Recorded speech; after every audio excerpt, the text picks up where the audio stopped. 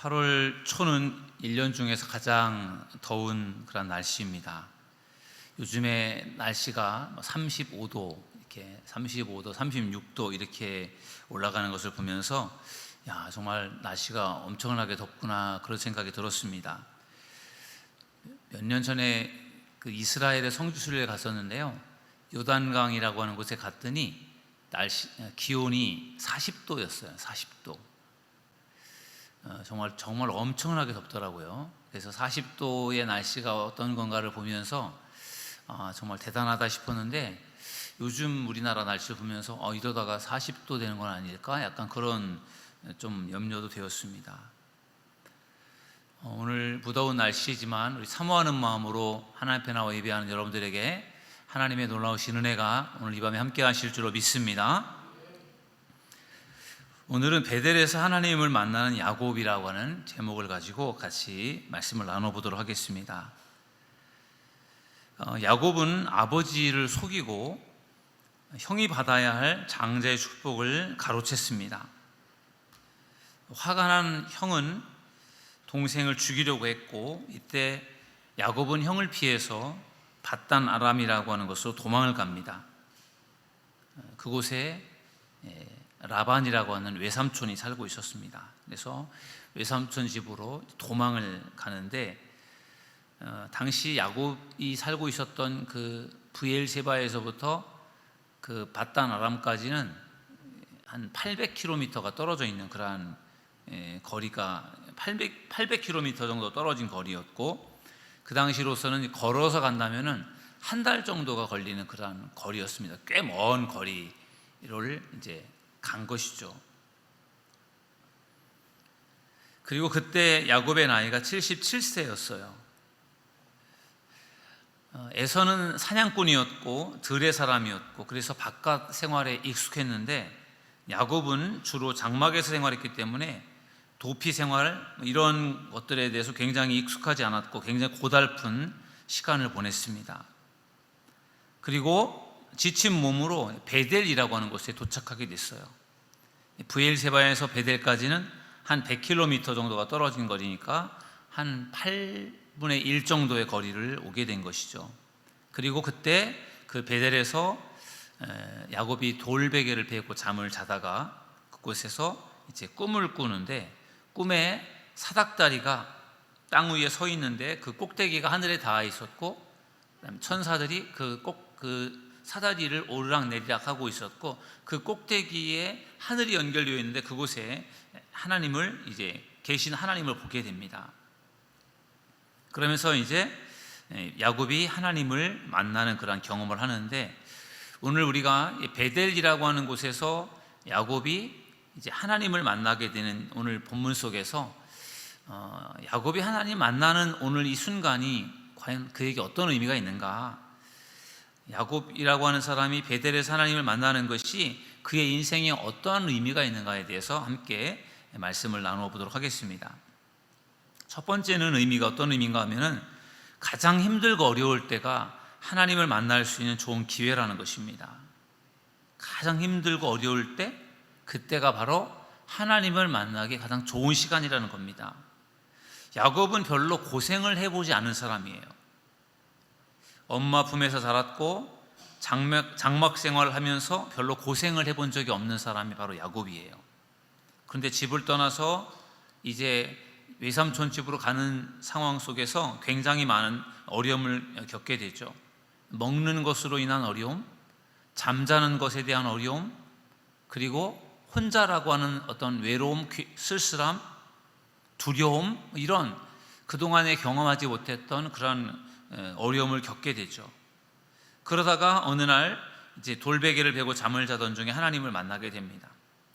어찌 보면은 야곱의 인생에서 가장 힘든 순간에 그때 하나님을 그가 만나게 되는 것입니다. 여러분, 우리가 인생을 살아갈 때 가장 힘들고 어려울 때 우리가 인생을 포기하는 것이 아니라 그때 더욱더 하나님을 의지하며 하나님을 만나는 여러분들 되기를 주님의 이름으로 축원합니다. 나중에 시간이 지나고 돌아보면 별거 아니었는데 그런 생각이 들어요. 그런데 그때는 정말 죽을 것처럼 너무너무 힘든 그런 순간들을 보내게 됩니다.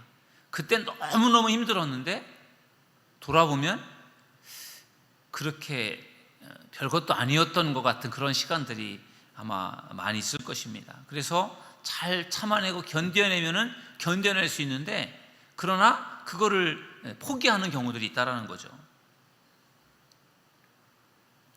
위기가 기회라고 하는 말이 있습니다.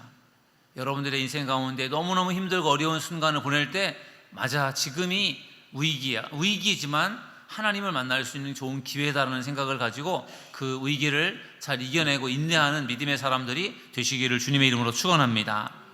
그러면은 그 순간에 우리가 하나님을 만나는 은혜를 경험할 수 있을 것입니다. 가장 힘들고 어려운 순간이 하나님을 만날 수 있는 좋은 기회다라고 하는 것이 오늘 베델에서 하나님을 만나는 야곱의 이야기에서 우리에게 주시는 메시지고요. 두 번째는 하나님은 말씀으로 위로하시고 소망을 주신다라는 겁니다. 하나님께서 말씀을 가지고 위로를 해주신다라는 거예요.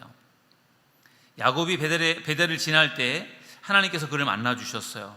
그러면서 말씀으로 위로를 주셨습니다. 어떤 말씀으로 위로를 주셨는가 하면은 내가 누워있는 땅을 주겠다. 내가 누워있는 땅을 주겠다. 오늘 본문 말씀 가운데 13절에 보면은 내가 누워있는 땅을 주겠다. 하나님께서 약속을 하십니다. 그 땅이 바로 가나안 땅이에요. 내가 누워있는 땅을 주겠다. 이 약속은 하나님께서 아브라함에게도 주셨던 약속이에요. 그 땅을 너에게 주겠다. 그리고 아브라함의 아들 이삭에게도 내가 너에게 땅을 주겠다. 그런 약속을 하나님께서 주셨는데, 그 약속을 야곱에게도 또 주시는 거예요. 아브라함, 이삭, 야곱, 이렇게 하나님이 계속해서 대를 이어가면서 계속해서 땅을 주겠다라고 하는 약속을 하셨는데, 바로 야곱에게도 하나님께서 그 약속을 주셨어요. 그리고 내 자손이 땅의 티끌같이 되리라. 땅에 대한 약속과 함께 또 하나님께서 주시는 약속은 자손에 대한 약속이에요. 현재 야곱은 나이가 77세입니다. 그러면서도 아직 결혼을 하지 않은 노총각이었어요. 미혼 상태였어요.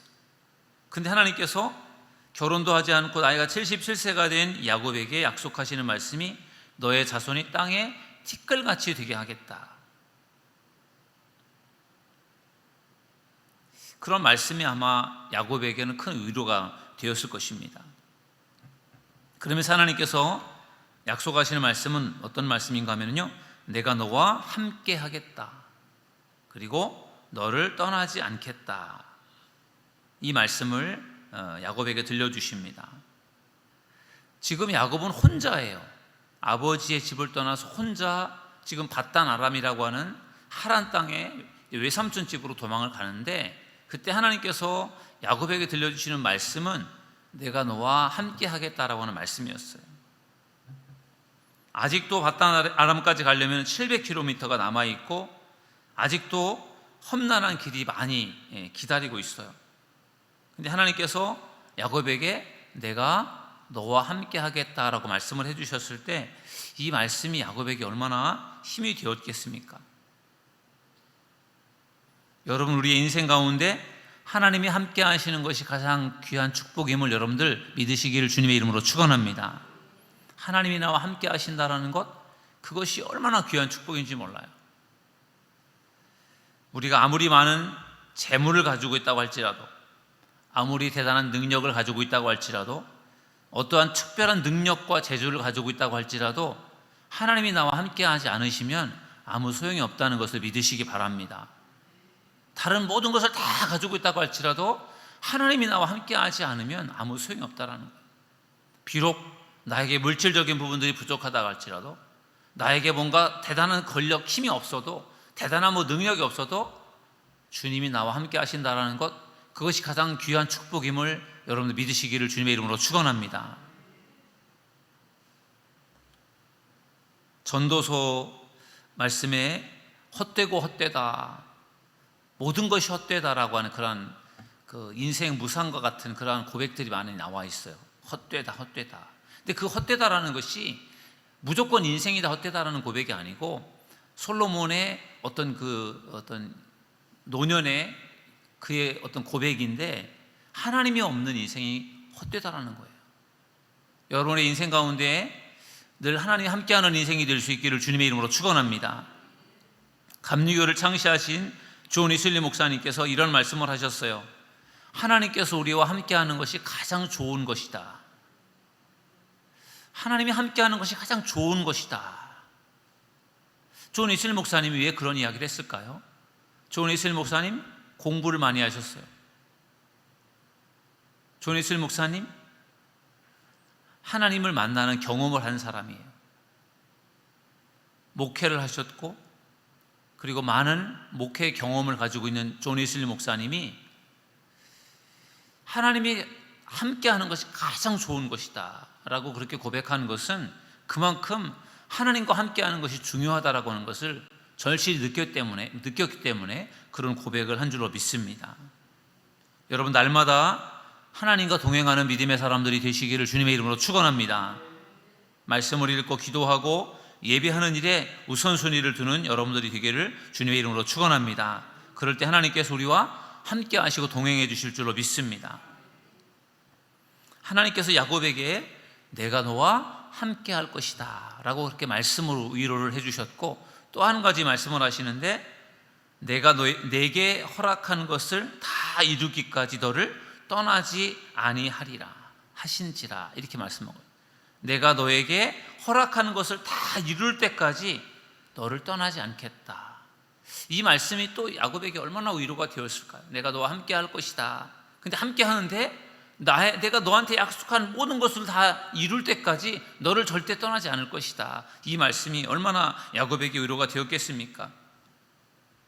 야곱은 지금 부모님의 집을 떠나서 이 바단 아람의 외삼촌 집으로 도망을 가는 거예요. 부모님의 집을 떠나본 적도 없고 늘 부모님 집에서 살았던 야곱이 부모님의 집을 떠나서 혼자서 그 외삼촌 집에 가는 그러한 모든 그 여정 속에 얼마나 힘들고 어려웠겠습니까? 그런데 하나님께서는 야곱에게 뭐라고 말씀하시느냐? 내가 너를 떠나지 않겠다.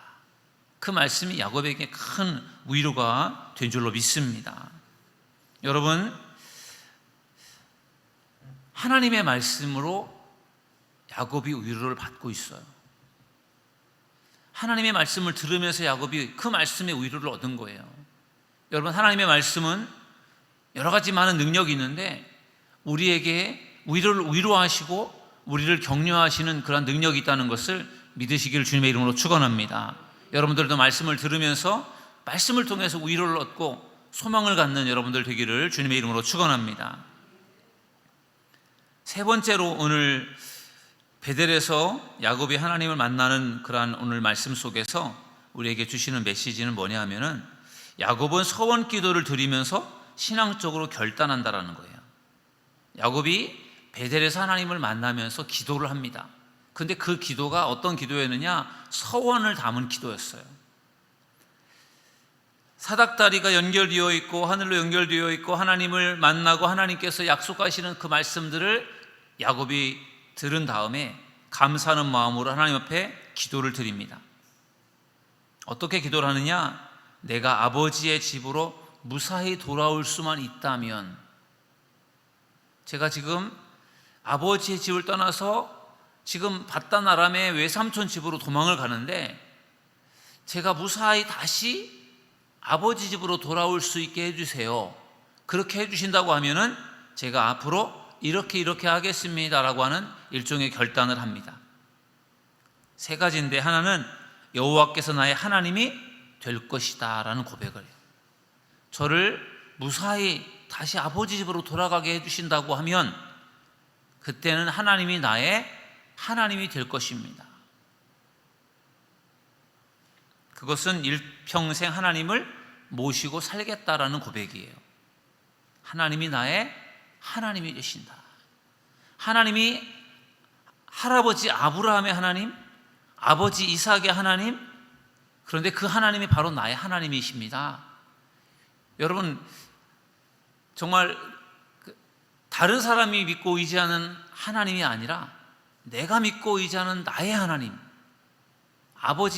나의 아버지, 나의 어머니가 믿고 섬기는 하나님이 아니라 내가 믿고 섬기는 나의 하나님이라고 할 때 그 하나님이 훨씬 더 가깝게 느껴지지 않겠습니까?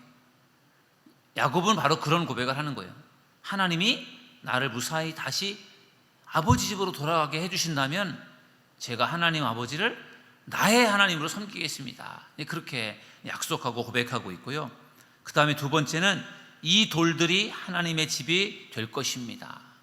자기가 그 돌베개를 베고 잤던 그 돌베개를 세워놓고 그것을 가지고 여기가 하나님의 집이 될 것입니다. 하나님을 예배하는 장소가 될 것입니다. 그런 고백을 하고 있어요.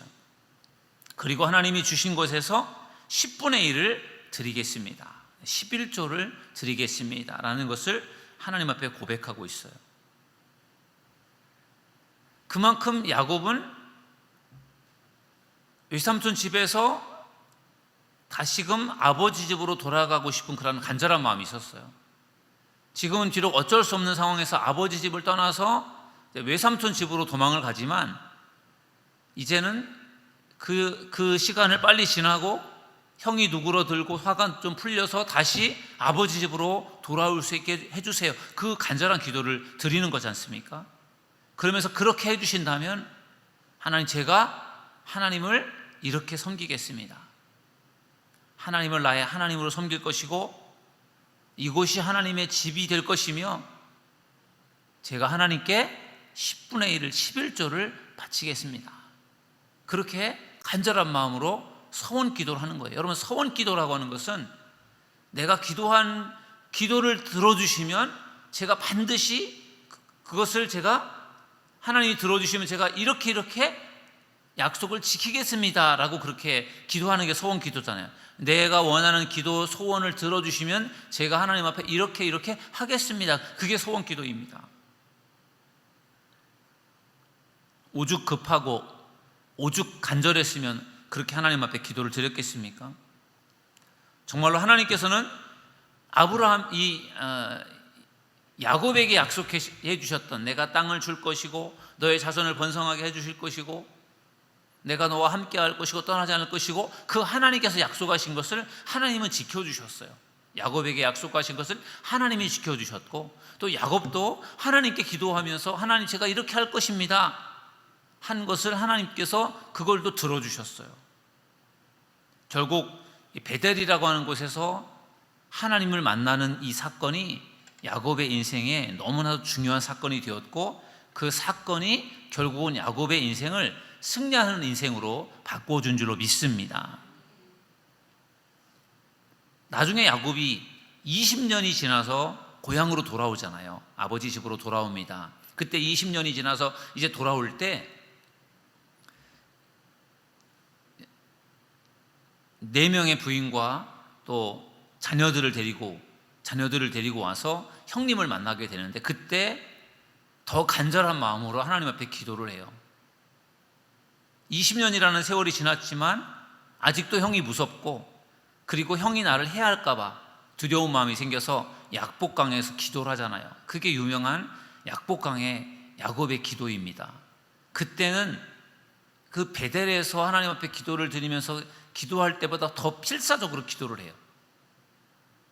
어떻게 보면 20년이라는 세월이 지났지만 이제 고향 땅으로 돌아가면서 형님을 만나게 될 때 하나님, 저를 살려주세요, 저희 가족들을 지켜주세요, 그런 간절한 마음으로 그가 기도할 수 있었던 그 약복강의 기도를 통해서 야곱이 하나님께 기도가 이제 결국은 상달이 되고 하나님께서 야곱의 이름을 이스라엘이라고 하는 이름을 주시잖아요. 이스라엘이라고 하는 이름이 하나님과 겨루어 하나님과 싸워 이겼다라는 이름이잖아요. 그래서 야곱의 이름이 이스라엘로 바뀌게 됩니다.